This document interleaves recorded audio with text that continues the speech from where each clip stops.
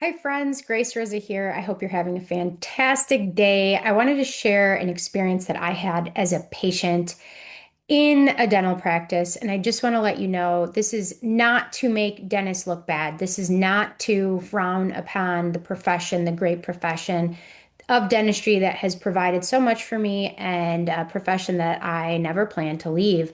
I do want to make you aware. Ethical dentists and good people, that not all of the dentists in the world uphold the same level of integrity. And patients are looking for quality, personalized, and most importantly, honest dental care. And you know this. I mean, you meet patients on a regular basis that say, this happened, that happened. And I know you meet a lot of, we'll say, unreasonable patients that exaggerate situations and don't really have the ability to make a fair assessment of their experience. But I will say, I do feel that I do have an experience to share, that I do have a fair assessment of what I believe happened. And whether it happened or didn't happen, I think it's worth looking at, okay, how could that doctor have done a better job, either in their integrity and honesty and transparency or in their communication, so that I didn't walk away feeling like I just got lied to and scammed and had unnecessary treatment done, which is a really big deal. So let me break down kind of what happened. I am not going to mention any names. My goal of this video is not to hurt anyone. I did not leave a single bad review, and my hope is that I'm wrong.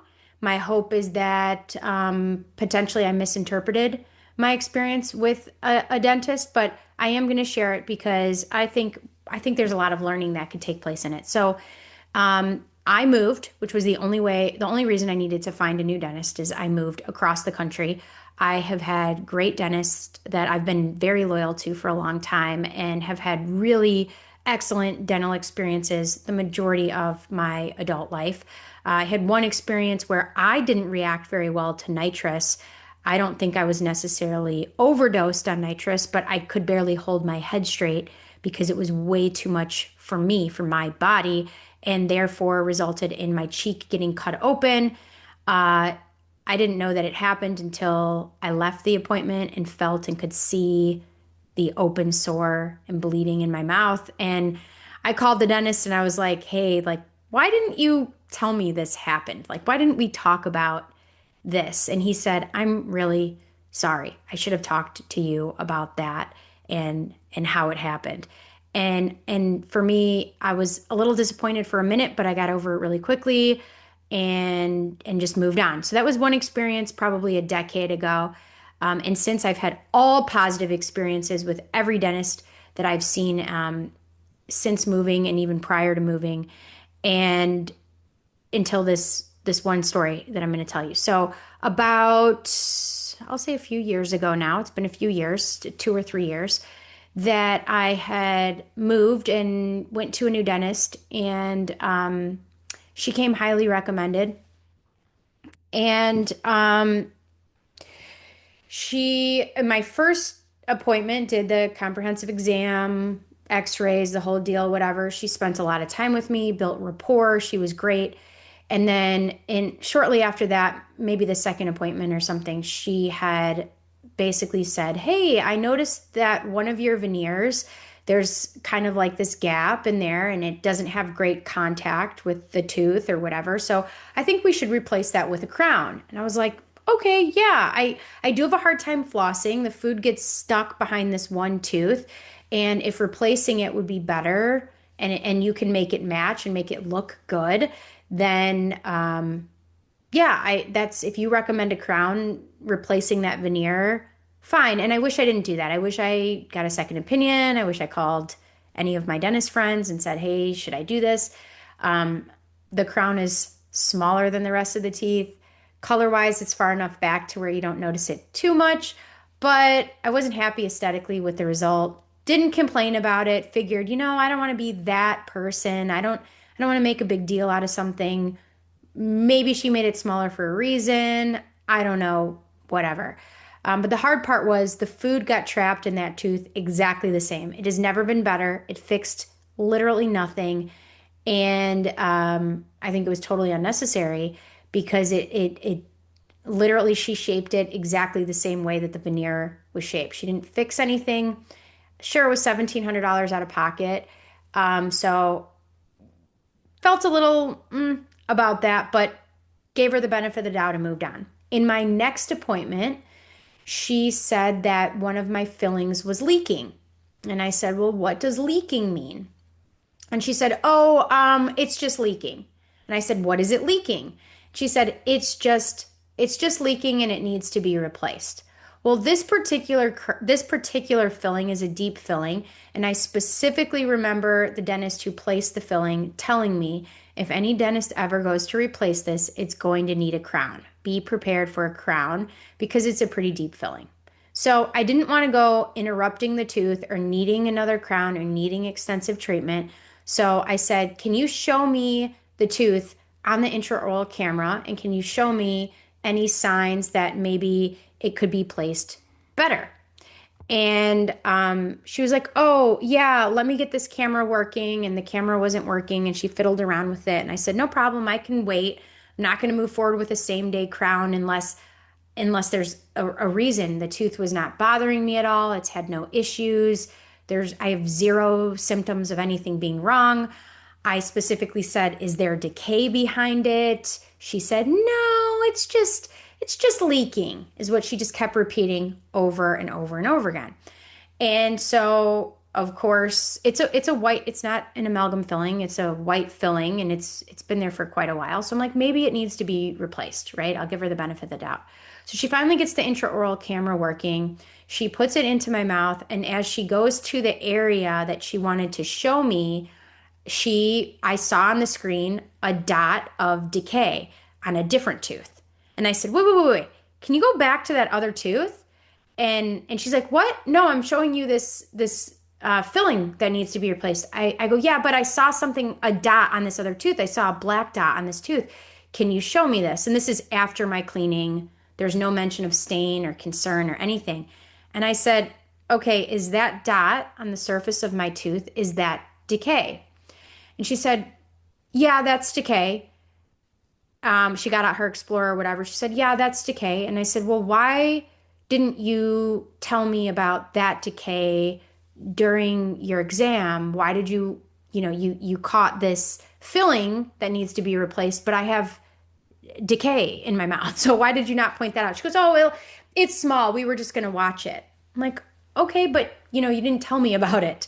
So now there's been a few instances of loss of trust through lack of complete communication. And I felt like it was like, look over here, not over here. This is $100 restoration. This is a $1,700 restoration.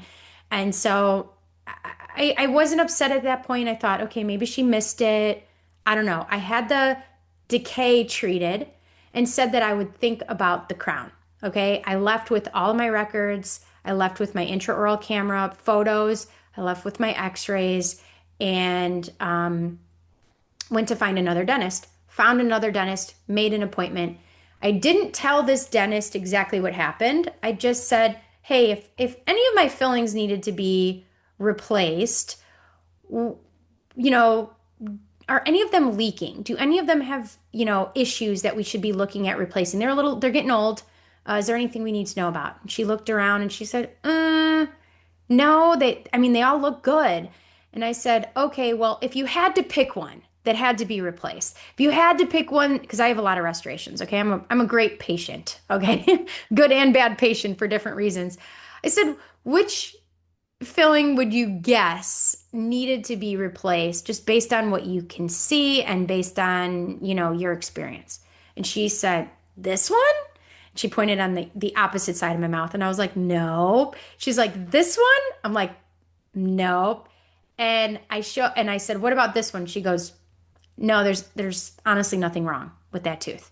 Now, I'm already a patient of record. I've already chosen her. It's not a free second opinion. It's a paid second opinion.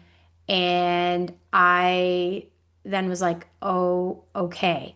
So the same day dentistry thing I think is great. I think it's an excellent convenience for the patient. I think it's a great investment for most dental practices. And the reason I'm sharing this is that just because someone has to pay off equipment or they have to make a return on their investment doesn't mean that they should be recommending or over treating things that don't need to be treated, creating problems that don't exist to sell more crowns. I did not feel like the veneer that was replaced needed to be replaced. I agreed to it, fine, but it was to solve a problem that it was tangible to me, that I understood, and it didn't solve that problem. It's visibly smaller than all the other teeth. It affected the look of my smile in a negative way, cost me money, whatever. One strike, fine.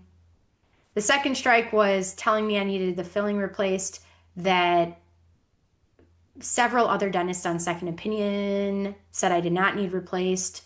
And the third strike was overlooking a small one service surface cavity. Because in my mind, I'll just tell you where my mind is, okay? I always give people the benefit of the doubt. And I was thinking that, okay, maybe she's just very aggressive with her treatment planning. And so she wanted me to know that this filling is a little bit vulnerable and give me the option to replace it. And maybe she feels like that's what was in my best interest. But if she was an aggressive treatment planner, then she wouldn't have missed an obvious, visible cavity, spot of decay on my tooth that supposedly needed to be filled. And she filled that same day. So it just didn't align. I didn't see consistency. I didn't feel like she was communicating with integrity. And the vast majority of patients, they don't question things. They don't know that they should get a second opinion when they've gone their whole life without a crown, and now all of a sudden, within 6 months of being a patient, I'm going to need two crowns. And so I'm putting this information out there because if you're a dentist, your best marketing is honesty. Your best foundation is honesty. Do not cut into healthy teeth. Do not push profits so hard that you overlook what's important, which is doing the right thing. At the end of the day, we've got to sleep at night. We've got to answer to God. We've got to do the right thing first. Profitability will follow. If your patients trust you, they will go to great lengths to endorse you, to be loyal to you, and your business is going to grow in the long term. And what I see too often in business, not just dentistry, but in business, is that people prioritize the short-term gain and they miss the long-term benefit of doing the right thing, being honest with people, and always being able to put your name on it, being able to say, yes, I did that. And no, I'm not here to hurt anybody. I'm not here to destroy her reputation. Do I know 100% if she was lying and stealing from me? No. Am I angry? No. Am I going to report her? No. Am I going to talk badly about her? No. Is my gut like, that wasn't right? Yes. My gut was like, that wasn't right. And I think a lot of dentists, both in the corporate environment and in the private environment, okay, there are dentists out there that aren't always doing the right thing. And same thing with marketers. I can't even begin to tell you how many stories I've heard of this person stole my domain name, that person held my website hostage, or this person charged me but didn't really do anything. I've heard these stories. Sometimes they're legitimate, sometimes they come from a lack of understanding and experience. So I get that, and I get that perspective. But not all people prioritize integrity. Not all people prioritize honesty.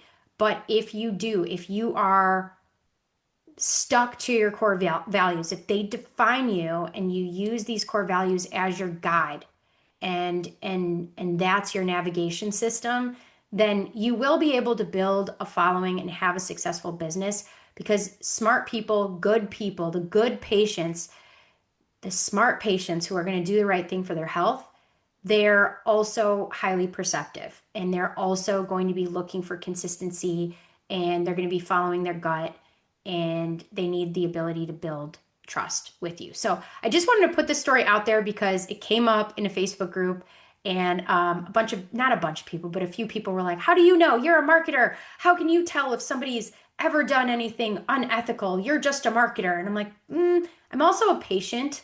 I've also been in dentistry for 17 plus years, and I live in the dental world. And I'm not saying I'm a clinical expert, but I have hundreds of second opinions at my disposal, and my experience was real. And whether it was her lack of communication and oversight on the decay, or it was legitimate scam, right? Legitimate stealing from me, cutting into teeth that didn't need to be cut into, doesn't really matter. At the end of the day, I left. And eventually, other patients will leave too if they have similar questionable experiences over time. So I'm here today to encourage you, no matter what kind of business you're in, to play the long game and to put integrity first. Never do anything for a patient that you wouldn't want done for you, to you, for your business. And if you approach every single patient as if you're treating your younger self, or you're treating your own child, or you're treating your own parent,